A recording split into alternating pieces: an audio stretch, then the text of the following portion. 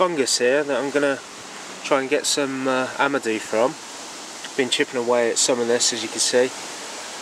The Amadou, which is a tinder that you can get from these bracket fungi, you find in the top layer. It's not all this that you want. It's hidden away in there, a fluffy layer that can be prepared and used for lighting fires from a spark. I've chopped it down the middle with an axe here, just to show you, what you're dealing with. Under the bottom here, it's changed colour. That was white, but since it's been out in the elements after I've taken it off for a few days, it's turned black. Sometimes you'll notice the white underneath when these are hanging from a tree. When you touch them, the oils from your skin, they make the fungi turn brown on the bottom.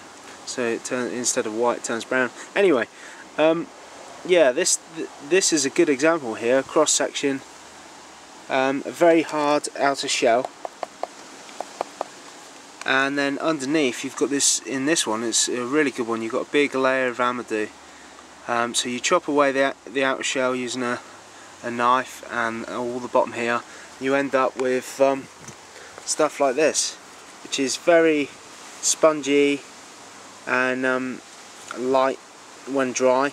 I've left this out on my balcony for a few days in the rain to get nice and damp. I find it easier to work with when it's not soaking wet, but I've let it dry in the sun a bit today, but it's all still really damp inside, and then makes it easier to cut away, I think.